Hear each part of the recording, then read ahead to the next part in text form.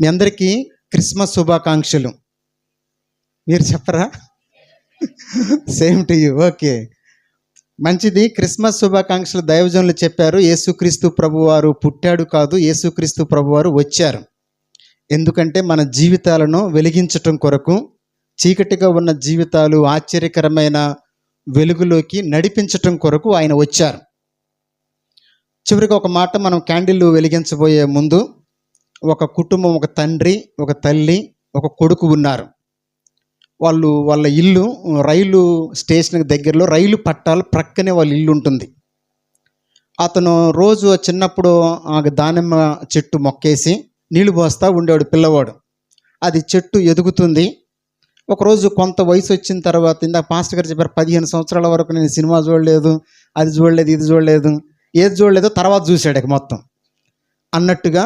ఆ పిల్లవాడు పెద్ద అయిన తర్వాత ఇక తండ్రి మీద ఒకరోజు తిరుగుబాటు చేశాడు.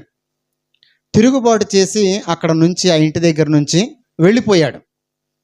ఎక్కడికో వెళ్ళాడు, ఊహించని చోటుకి వెళ్ళాడు. కొన్ని సంవత్సరాలు గడిచిపోయాయి. చాలా సంవత్సరాలు గడిచిపోయిన తర్వాత ఒకరోజు వాళ్ళ తల్లిదండ్రులకి ఒక ఉత్తరం రాస్తాడు. ఏమని రాస్తాడంటే, తండ్రి, నేను మరి తప్పు తెలుసుకున్నాను, తిరిగి వస్తున్నాను. మరి మీరు నన్ను ఆహ్వానించారు అని ఒకవేళ అనుకుంటే, నేను మీ ఇంటికి రావటం ఇష్టమైతే, మన చిన్నప్పుడు వేసిన చెట్టు ఉంది కదా, దానిమ్మ చెట్టు, దానికి కాయలు కాసే ఉంటాయి. ఆ చెట్టుకి ఒక తెల్ల రిబ్బన్ కట్టండి. దాన్ని చూసి, నేను ట్రైన్లో వస్తాను, చూసి ఆ చెట్టుకు తెల్ల రిబ్బన్ చూస్తే మీరు నన్ను ఇంట్లోకి ఆహ్వానించినట్టు.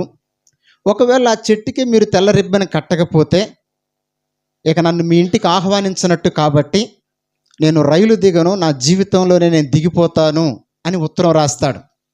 ఆ ఉత్తరం చదివిన తల్లిదండ్రులు ఇద్దరు కూడా సంతోషపడి, వాళ్ళు ఏం చేస్తారు, ఏమనుకుంటున్నారు అని, రోజు రానే వచ్చింది. ట్రైన్ ఎక్కాడు యవనస్తుడు వచ్చి మా ఊరు ఎప్పుడు వస్తుందని చూస్తూ ఉన్నప్పుడు ఏడుస్తున్నాడు.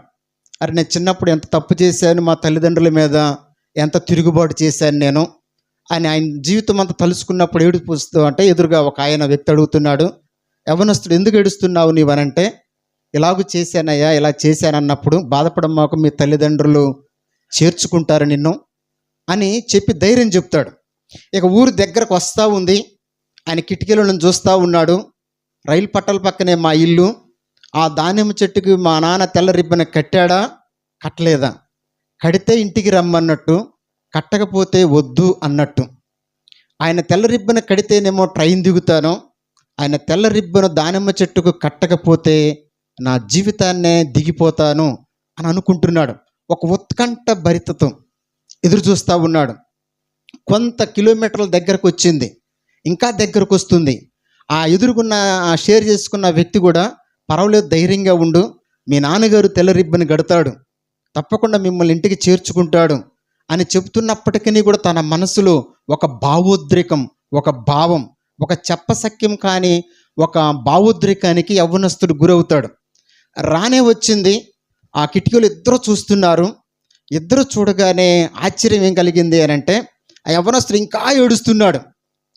కిటికీలో నుంచి చూసినప్పుడు ఏం కనపడితే ఏడుస్తున్నాడు అని ఎదురుగున్న ఆయన కిటికీల వైపు చూస్తే, ఆ చెట్టుకి అంతా కూడా తెల్ల రిబ్బన్ కట్టాడు. మరి తెల్ల రిబ్బన్ కట్టాడు, మీ ఇంటికి రమ్మని కదా ఆయన అన్నది, మీ తండ్రి ఆహ్వానించాడు కదా, మరి ఇంకా ఎందుకు ఏడుస్తున్నావు అని అంటే, అది ఆయన చెప్పిన మాట ఏంటంటే, నాకు ఎందుకు ఏడుపు వస్తుందంటే, మా నాన్నని ఆ చెట్టుకు ఒక తెల్ల రిబ్బనే కట్టమన్నాను, ఆ చెట్టు కాసింది, దానిమ్మకాయలు కాసాయి, ఆ ఒక్క తెల్ల రిబ్బను నాకు ఎక్కడ కనపడదునని కాయకు ఒక్కొక్క రిబ్బన్ మా నాన్న కట్టాడు. అంతేకాకుండా అదే చెట్టు కింద మా అమ్మ, మా నాన్న నా కొరకు ఎదురు చూస్తున్నారు అని ఆ దృశ్యం చూసినప్పుడంట ఆ యవ్వనస్తుడికి పొంగి పొర్లింది దుఃఖం. అప్పుడు స్టేషన్ వచ్చింది. మా నాన్న, మా అమ్మ ఎంత నన్ను ప్రేమిస్తున్నారో అని చెప్పి చాలా భావోద్రేకంతో ఏడుస్తూ పశ్చాత్తాపం కలిగి తల్లిదండ్రుల ఇంటికి వెళ్ళి ఆ తండ్రిని కౌగిలించుకుంటాడు.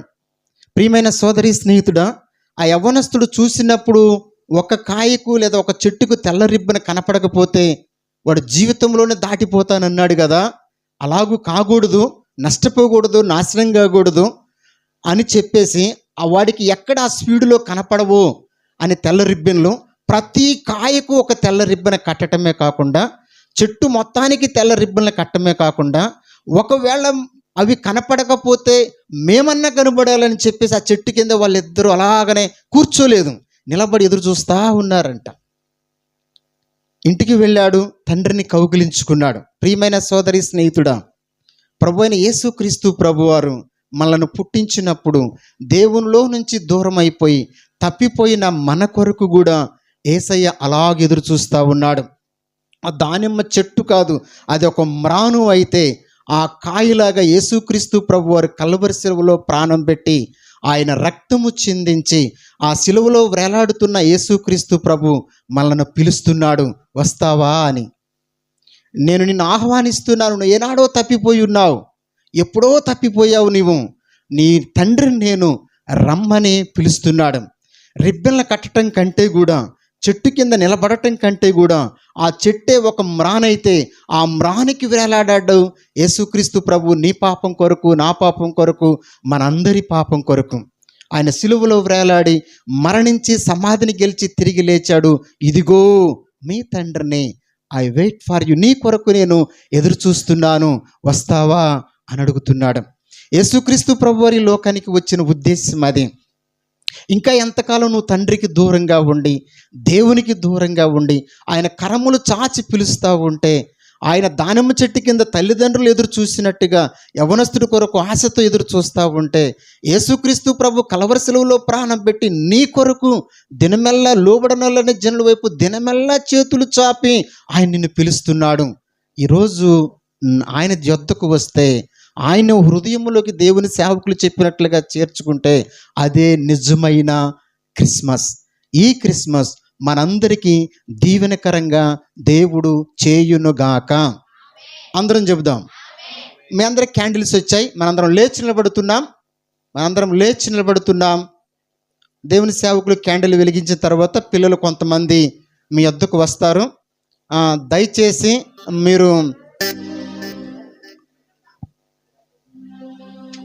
ఒక మాట వినండి. దయచేసి ప్లీజ్ ఒక మాట వినండి. మీరు క్యాండిల్స్ వస్తున్నాయి, ఎవరికి పక్క వాళ్ళకి తగిలించమాకండి. అది శారీస్కి అంటుకోవచ్చు, లేకపోతే జుట్టు కూడా కమురుగుపోవచ్చు. మీకు ఒక సర్వే ఏమని చెబుతుందంటే, ఇండియా టుడేలో సర్వే, స్త్రీలు అధికంగా బాధపడేది ఏ విషయం గురించి అనంటే, బాగా అధికంగా బాధపడుతున్నారంట, వాళ్ళ జుట్టు తక్కువగా ఉందని, ఓడుతుందని. మరి ఆ కొంచెం జుట్టు మీరు ఓడగొట్టారనుకో, అది నిజంగా క్రిస్మస్ అయ్యిద్ది వాళ్ళకి. కాబట్టి మీరు దయచేసి క్యాండిల్స్ జాగ్రత్తగా ఇవ్వాలని ఉండాలని కోరి చెప్పమ్మా. క్యాండిల్ ఒకటి కావాలి.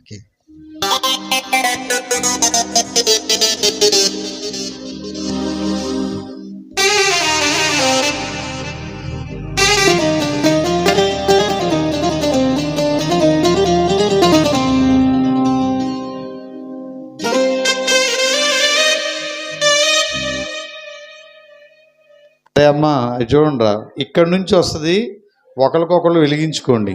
మీరు ఒకరికన్నా వెలిగించండి వెనక, అర్థమైందా? ఒకప్పుడు మేము చీకట్లో ఉంటే మమ్మల్ని ఒక దైవజనుడు వెలిగించాడు, అర్థమైందరా మీకు? ఈ దైవజనుడు వెలిగింపబడి ఇది ఒక సింబల్ అంతే, మీ హృదయాలు అలా వెలిగింపబడాలి. హల్లెలూయా. రైట్.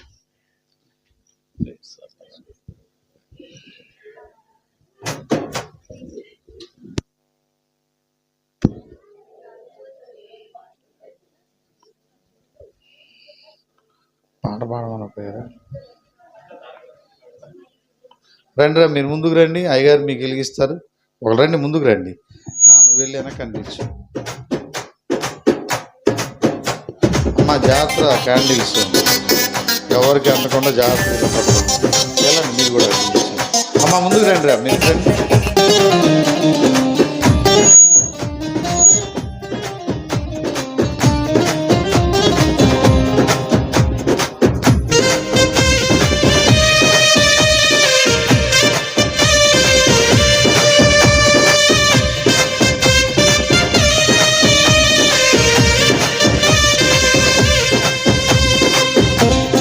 వెలిసింది అనింగిలో ధరణి మురిసింది,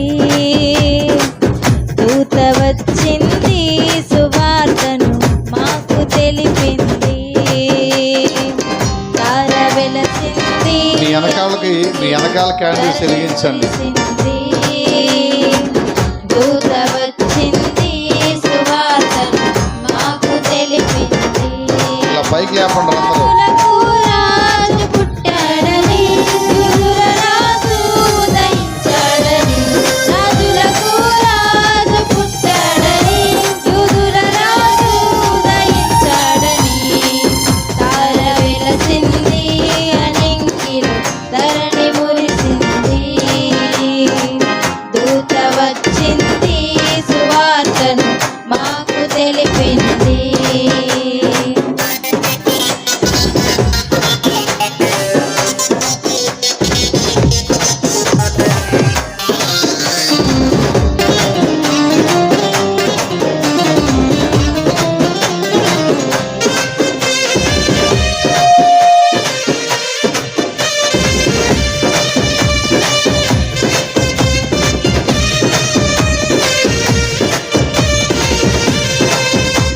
మందను విడచి మమ్మును మరచి మేమంతా కలిసి వెళ్ళాములే. ఆ ఊరిలో పాకలో స్తుతి గానాలు పాడాములే. మందను విడచి మమ్మును మరచి మేమంతా కలిసి వెళ్ళాములే. ఆ ఊరిలో పాకలో స్తుతి గానాలు పాడాము. అందరూ మీ క్యాండిల్స్ పైకి లేపండి. దేవుని స్తోత్రం. అందరూ మీ క్యాండిల్స్ అందరూ పైకి లేపండి.